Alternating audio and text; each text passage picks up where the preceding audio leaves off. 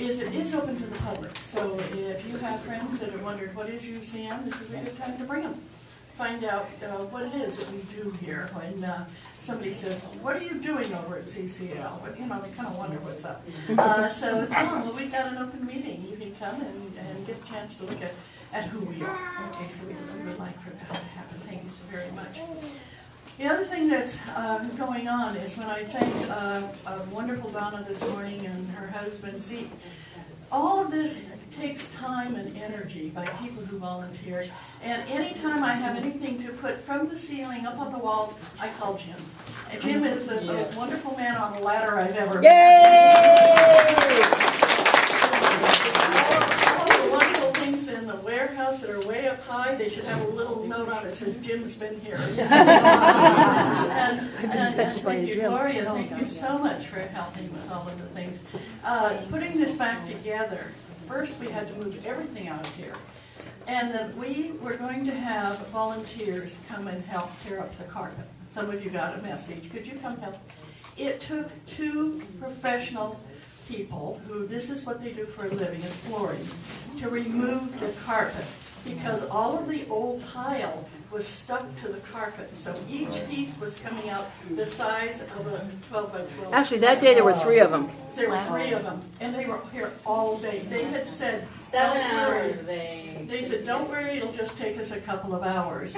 And I thought, a couple of hours, our volunteers could do that. So we were in here virtually with a jackhammer trying to get the old tiles off the cement. Wow. And there wasn't any swearing. They were very, very nice. Well, they spoke Spanish, so we don't really know. But the thing is, for those of you who had volunteered to help pull up the carpet, I'm so glad.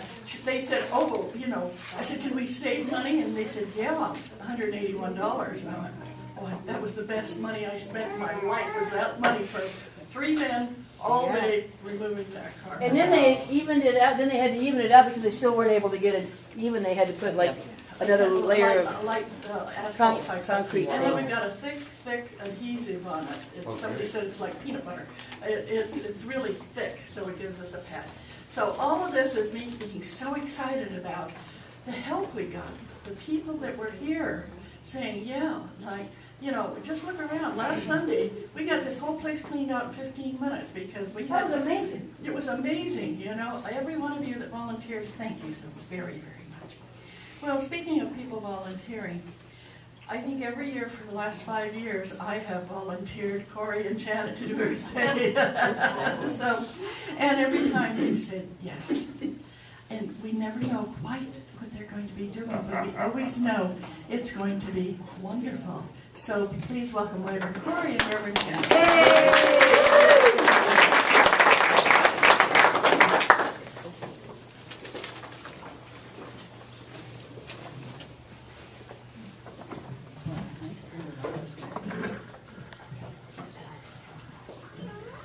Yeah, without the riser, it's kind of...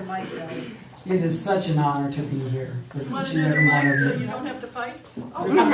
It's more fun. Okay. In many traditions, this is the way we call the energy of the earth. We give thanks to the energy of the earth. Oops, oops.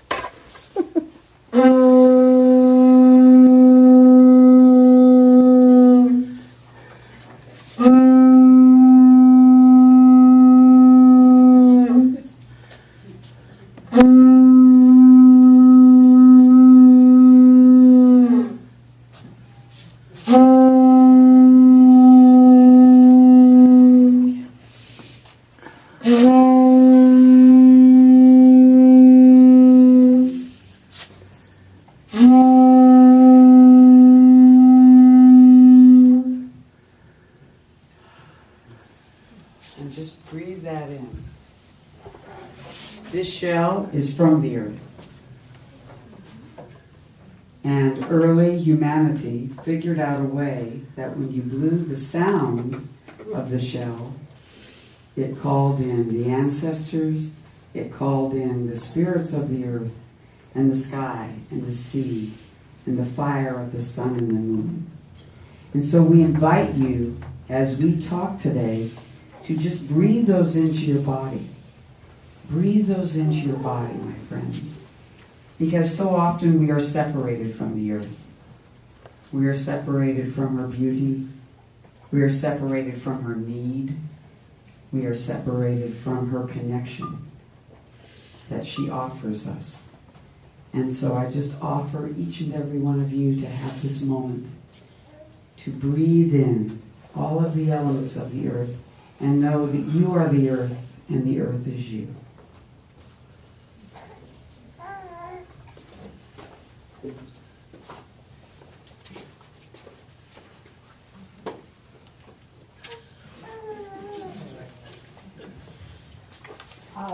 First off, I want to say thank you for letting me be here, even though I haven't been here in like forever.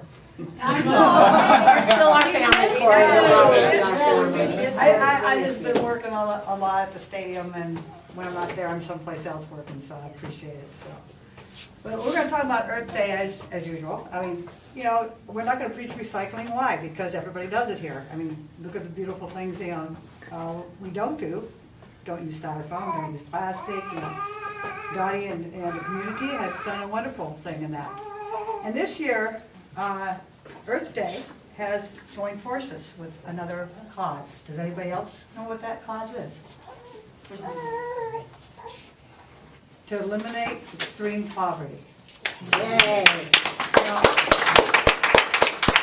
and isn't that two causes that go hand in hand? Absolutely. Absolutely, right?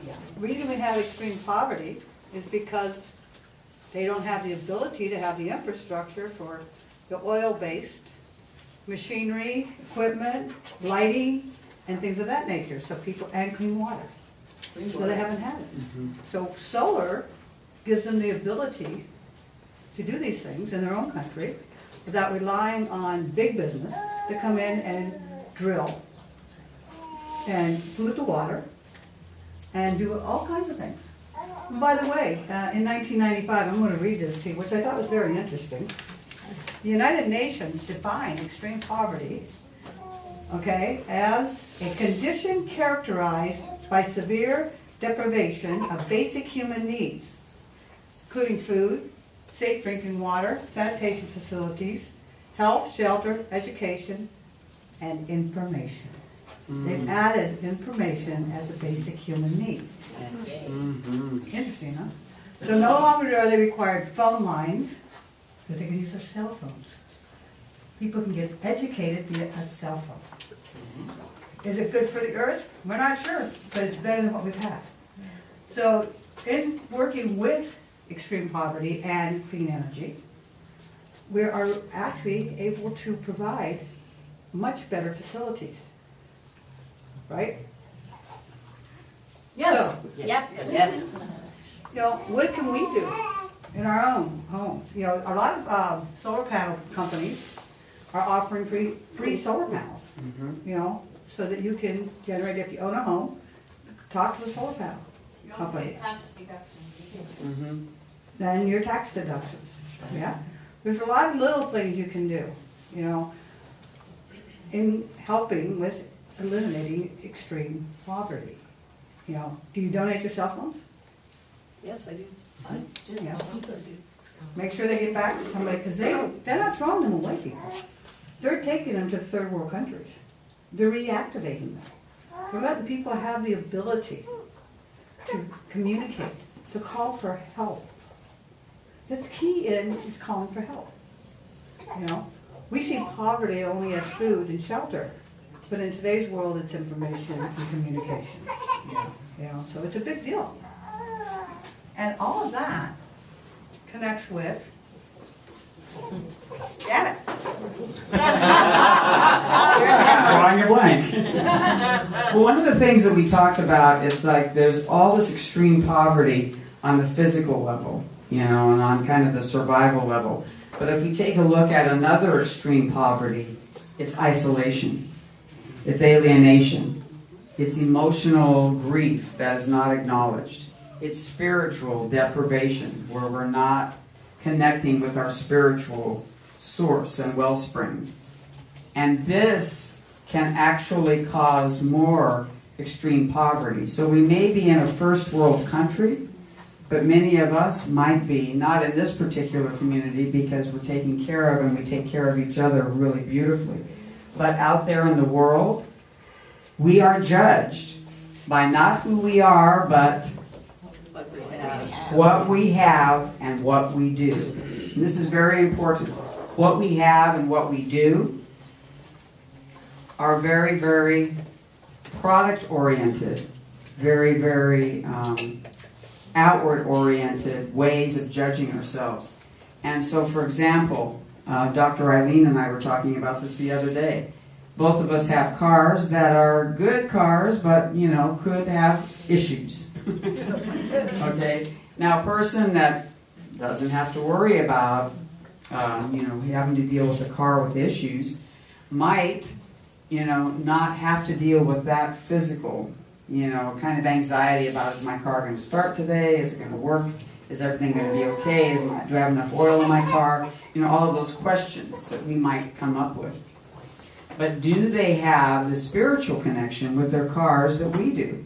So like our cars never let us down. If they do break down, they break down in an appropriate place where we can get help. Yes, indeed. Absolutely. And how many of you can relate to that? I can Yes. relate. How many of you can relate to that in this room? 427,000 miles. Whoa! That's awesome.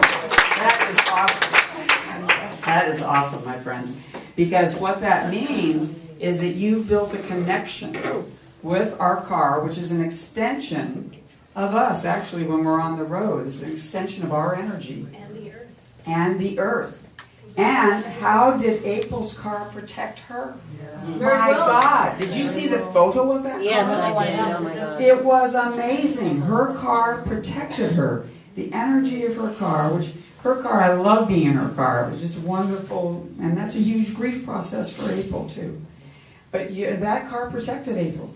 That car, the energy of the car was beyond the physical and protected April. So that emotional, spiritual, and mental extreme poverty can be very damaging and can be very subtle. It can be very subtle. So, for example, I was at a function it was like a health fair thing, and I was speaking at this conference. Well, people just really looked at, okay, Janet, what have you done? What is your background? How many years have you been doing this? And what do you bring to the table? And then someone said, you know what? Janet's just good people. And it was really funny. It came from, and it was really cool to hear that, because this person didn't care where I came from, what I had done in the past. She was making a statement about who I am today. How do I show up today? And she said that stuff might be important, but not really. And so what happens is we get invested. This is the danger of this poverty, is we get invested in what we do and what we produce and how much we make, how much we acquire. And we base our self-esteem on that. Now what happens, and we see this all the time at the Center for Living with Dying and at the Bill Wilson Center, if someone bases their self-esteem on that, say they lose their job, then they lose their home, then they might lose, their car. So they're losing what has defined them, which throws them into a what? Immediate Depression. depression and potential Suicide. suicide. Well, and their worth, self-worth. And their self-worth, their low self-esteem, which then makes it very difficult for them to energize themselves and generate the energy for what? For healthy living. The other thing too, when people are only focused on what you do, how much you have, this promotes businesses to go out and deplete the earth of all the resources to provide those things in their word. What they think they need, and inexpensively, which means that they're going to take the shortcuts that destroy our air, our earth, our water. So it's a big circle. you know, and we're, again, we're trying to tie it together to help everybody understand that, yes, we have a big movement out there to clean the air, but are we cleaning the air? Are you cleaning your air? Are you cleaning your space? You know, and those of you who have listened to us for 5 years, we always bring it back to you. You know, because this isn't, we have no control except for signing petitions and so on and so forth over big businesses. But you do have control over you. And so it takes an awareness to be aware of, for me anyway, I have to become personally aware, how have I bought into it? How have I drunk the Kool-Aid? I mean, how have I drunk the Kool-Aid? How have I bought that, you know, who I am is attached to what I do and to, you know, what I have. And so, for example, for the first time in 39 years, I got a negative evaluation on one part of my job evaluation. I've never gotten a negative evaluation. Now, if you look at it in an objective way, and it was explained in my, you know, in my evaluation, in my job evaluation, this is why Janet was not able to complete the task, because she was so busy in the community doing her thing. So it was stated that, but I got a below average. See, and I've never gotten that. Ever gotten that. I mean, I anguished over that for months. For months, I struggled with that. Yes, and she still does. And, you know, I still have to watch it, that I don't get hooked into the negativity that I created about that. It really wasn't my boss. She was just being objective, you know, and, you know. Get an A+ here. Yeah. Thank you. Yeah. Thank you. And, you know, what I realized is that we are so caught into that, I am so caught into that performance. What can I perform? So when I'm ill, sometimes it's very hard for me to just sit back and say, I can't do this. I'm just going to have to be a wonderful person and not do that thing. You know? And I still struggle with that. But let's take a look at, my friends, where have we drunk the Kool-Aid? Where have we bought that we are what we do, or we are what we acquire? For example, I've worn this very intentionally today. This was a handmade garment that Corry got for me. These were handmade from our wonderful, where do these come from? Akeem, our wonderful people. And this was given to me by Marianne Kelly. So it's my way, it's kind of in the shape of an angel. This was also my brother. And the reason that I bring that up is that many times what we can do, how many of us recycle our clothing? Yes. How many of us go to thrift stores and buy recycled clothing? Absolutely. Absolutely. That is part of the process of sharing our belongings, and also having a treat of going to a thrift store and finding a great deal. You know, it rocks totally, doesn't it? There's no better feeling than finding something good at the thrift store. Yeah, especially when somebody goes, oh, that's so gorgeous on you. And you I go, know. Where did you get that? Store, I know. Savers. Right. And so, my friends, when we take a look at, listen for, pay attention to where we get bought into that system. Now, where I found it often happens for me is at work. Okay, because work is constantly judging us.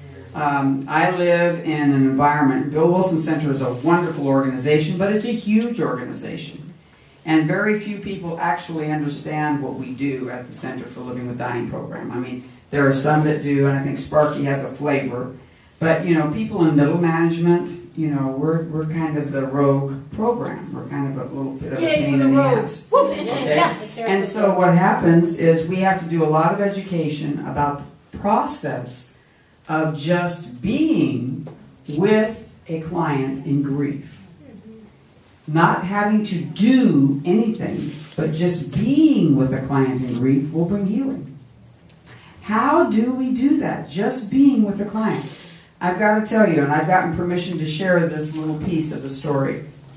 So I've been with the police officer's family, myself and a couple of other volunteers, because I will not assume that I can take care of this whole family by myself. Yeah.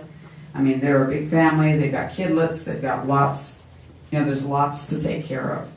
And one of the things that the mother said to me, she said, Janet, just the fact that you'd be willing to come over to our house and just let us rap, just let us talk, you know, and you don't judge us, you don't make us try to feel better. Because what are people doing now? Now that the funeral is over, people are what? Wanting to get on with it. Okay, we've given him a good send-off, and now, you know, let's snap back to it. Get back to it. Right. Oh, yeah. And both his mom and his wife are nurses, and their nursing, you know, occupations are asking them, when are you coming back to work? They're not near ready to come back to work. I mean, there's just a lot of dynamics that make it very difficult. They just need to be with each other, and they need to have that support. So I said, would you be willing to come to the center? And last week, and she said, no, can you come out to us? Because what is their safe place? Home. Home.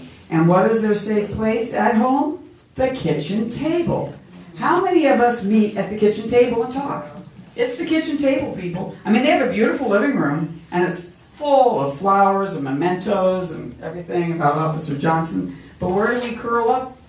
Right around that kitchen table. And I mean, it's a big family, but it's a teeny tiny table, so we're on stools, we're on, you know, on these little funky stools, and we're all around the kitchen table. But that's what creates safety. That's what creates our circle. And do they have emotional poverty in that family? No. Because even though they have profound grief, they do not have emotional poverty because they're getting together. And they're acknowledging each other's grief. Each person is grieving in a very different way and needs different flavors of support. But what's wonderful about that family is just to see them come together and talk. And it was so cute because the wife and the mother, at one point, the wife is pretty quiet, the mother's more talkative. And they were actually interrupting each other, and I said, oh, I'm sorry, we kind of just ran over each other. And they were just so excited to be able to talk. And, you know, about the many dimensions of what they're going through. And the reason I bring that up is that each and every one of you has that potential to be that emotional support, to bring your emotional gifts, your spiritual gifts, your physical gifts, and your mental gifts. Because a lot of it is they need to have some of the questions answered in their mind. You know how our mind asks questions? We're asking that question, why, and why did this happen to me, and why did I, blah, blah, blah, blah, blah. We need to be able to talk through those questions, don't we? We need to be able to play with them. Everybody take a deep breath after that. Yeah, Jan's talking about, you know, the emotional poverty, spiritual poverty. We see a lot of our friends in that aspect. And what they don't realize, you know, is that it actually prevents them from helping the earth. It prevents them from moving forward. You know, here's a good example. How many people say, oh, I got this brand new car, it's perfectly energy efficient, and then if you ask them what they did with their old car, did they recycle it? Did they get it fixed before they recycled it? Or did they give it to a family that can't afford to get it fixed and let it continue to pollute the air? And bring another vehicle onto this earth. You know, yes, it's good to get this new clean air efficient cars. Absolutely. But what do you do with the old one? You know? So you got an emotionally poverty person who's out in the world buying all this good stuff thinking they're actually helping the earth. But they're not looking back. Do they recycle their clothing? Do they recycle their cars? Do they use paper plates? Do they use styrofoam? Okay, so on one aspect, you gotta think about it. How are they not taking care of themselves? Okay, and they show up in these little tiny things, and people are going, well, what's that really got to do with it? Because if you watch what a person does, they will always tell you the truth. If you pay attention to the person, not to what they do, not to what they have, but that person will always tell you the truth by little things that they do. I'm in favor of clean energy, and I just went out and bought styrofoam plates. You did? over my dead body. Somebody Just did. scared me. I know, I just said, I did that for. Corey, I wanna say something. Okay. Everybody here, you know, we have some styrofoam cups in a box in the back, and if they pull it out and they see it, they go, ah, push it back in. They haven't thrown them away yet, but you have so, you know, and really not only influenced us, but made it kind of scared. Like the styrofoam cups are gonna take over the world for an Actually, they have taken over the world. You know that they are sitting in your water. You know? What, they have built islands of plastic and styrofoam in the ocean. You can't recycle the water. The Great Pacific Garbage Patch. Yeah. You know, so you gotta think about that. But what causes all that? What causes for people to do that? I mean, it really comes from here. It's not coming from here. You know, we end up here because we're not connected here. So think about that with your friends, think about that with your family, think about with just people you see. You know, what are they doing? What's going on? You know? So when you see that happen, don't challenge them at the obvious level. You got a styrofoam plate there. You drive green carpet, you got a styrofoam plate there. No, what's really going on with them? Go to the place where you are connecting with them, at the soul and the heart level. Don't go at them at the head level. That's my job. And what happens with that, my friends, is we want to invite each and every one of you to look inside at your gifts.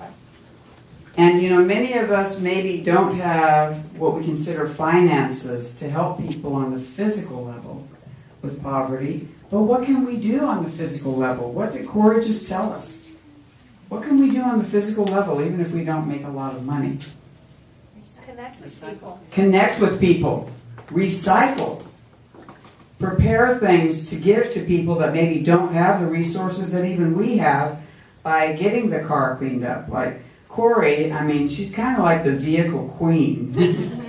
Or the vehicle king, I'm not sure which. Wow. And I only drive one. And she's got 5 different people riding and driving those vehicles that can't afford a car. That don't have the capacity at this point in their life to be able to have a car. And she keeps them maintained for those folks.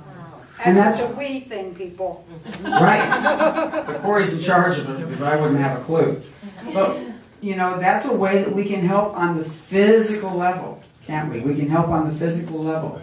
So even bringing food that we share at our meal after church is a way that you help on a physical level.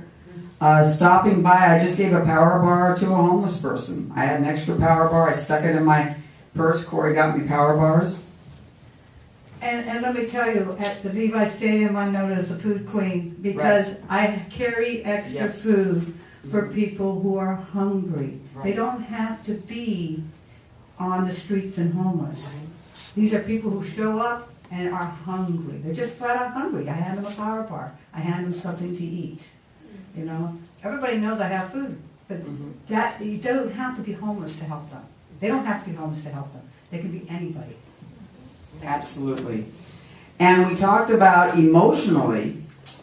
Okay, so don't think you can't help physically just because you don't have a lot of physical resources. By keeping the energy flowing, by connection, by recycling, you can do that on a physical level.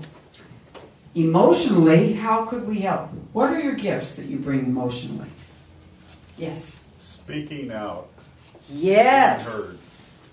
Did everyone hear that? Speaking out. Oh, look at that. Can you share it?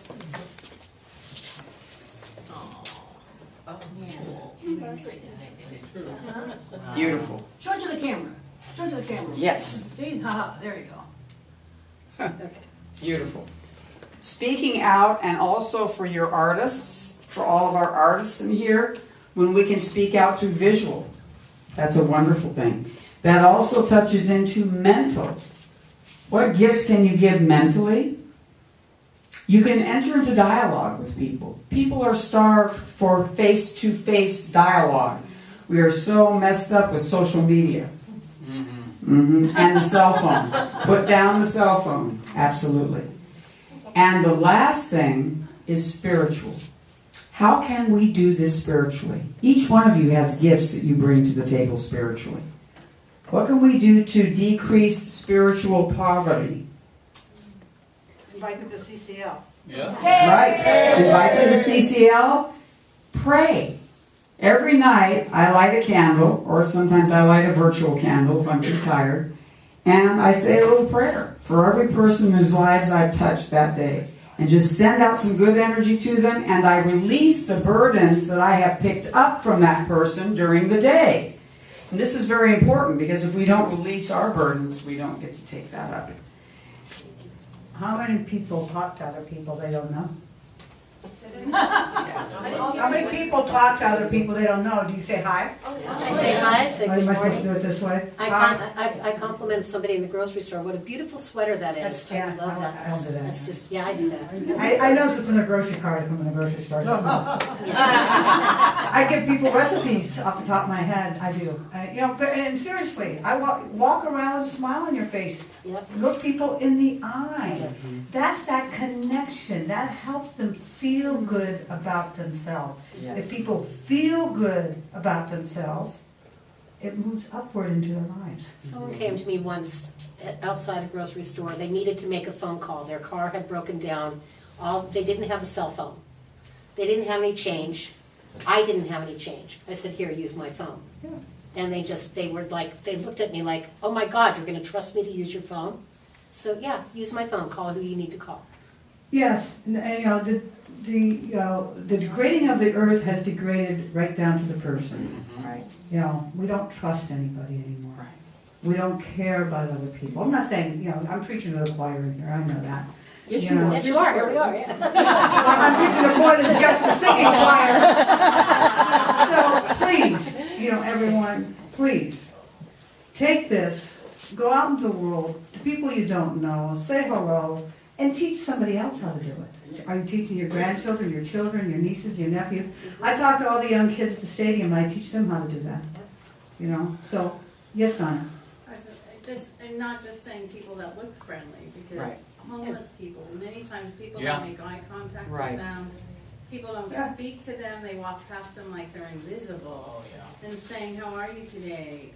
When I was in the emergency room, a young girl came in with a gentleman who collapsed out in the hallway, I think there to visit someone else. And you could just see that she was terrorized because he was going into full respiratory distress kind of thing. So all the emergency crews, and this poor girl was there by herself in the hallway, and she just looked so forlorn. And I said, honey, you look like you need a friend here. Can we call somebody to come be with you? Do you have somebody you can call to be here with you? And she said, my phone died. And I didn't have a phone to call anybody. And so then the nurse said, honey, come right here, use the phone. And there's so many people that just are lost in the world, that people act like they're invisible. Well, that's why you have to be that friendly person. Okay? You do. If you put on that energy, you wear that cloak for the day of being kind, of being listening, of caring, of opening your heart to hear them. They will talk to you, they will look at you. And if not, say hello anyways. Don't wait for them to look at you. So Zeke first, and then One of the things I've discovered over the years is that a kind word or smile for people is infectious. It is. When you smile and have a kind word for somebody, then they go on and do it, and it's like a ring of water, it just keeps going out, and it keeps going. absolutely. ripple and effect is absolutely have a powerful. ripple effect and kindness. Yes, sir. An extension of what you're saying is random acts of kindness. What I have a practice of doing is paying the toll for the person behind me. Yes. Awesome. Every time I go through a toll booth, and I've shared it with my sons, and now they are thinking of ways that they can do random acts of kindness. And my youngest and I had a conversation the other day about how some food places or Starbucks or coffee shops now have programs where you can go in and buy a ticket for anyone who needs it, and then they just put it in basically the ticket jar. So the other thing that, so I shared that with my youngest, and he said, I'd like to go into a coffee shop or a Jamba Juice and just give them $5 for the person behind me or something like that. Fabulous, Yeah. fabulous. Yes, Chris? Well, what I hear and what you're doing, it's the people that have stumbled and fallen that really need the hand held out to them the most. And that's where it's so gratifying to hear everybody talk about how they're doing things to help the community. That's what makes it a community, not just a anthill. That is true, yes. But start with yourself. Start with yourself, because when you're not kind to yourself, then, I have a perfect example that just happened the other day. I made a huge mistake at work. I was beating myself up so horribly. If anybody else had made that mistake, I would have been saying it was just fine. When I was here at the center to get treatment with Doc Deb, and then I happened to see Eileen and Jan because they were doing Druid, they talked to me about it, and just, how not to be so hard on myself. And the thing that I noticed is, or that somebody else noticed who walked out the door with me at the same time, our beautiful Patty Ray was coming in because she was going to get a healing treatment from the Druid group. And I stopped my pity party to brighten up for her, give her a big smile, give her love, give her sharing, hold the door open for her. And then I fell back into my place again. And my friend turned to me and said, but look what happens, even in the middle of you having a crisis for yourself. You're always right there for everybody else. Turn that around and do it for yourself. And we have to start with ourselves. Absolutely, always, always. So what we're going to invite you to do is give yourself a water blessing, which is water is the symbol of the emotional rivers and oceans of our deep passion and love. And so we're going to invite you from this bowl that Corry and I brought back from Glastonbury for CCL and for Dottie. We just invite you to bless each other with it. I know we're running out of time, but if we're just going to invite you to bless each other, so I'm going to bless my wonderful, wonderful So keep it going around as Just we keep it continue going with around. the services. I want to thank everybody for allowing us to be here and allowing us to, rattle on like we always do. Oh, you did. Thank you. Remember, you are the earth, you are the stars, you are the love forever. Forever.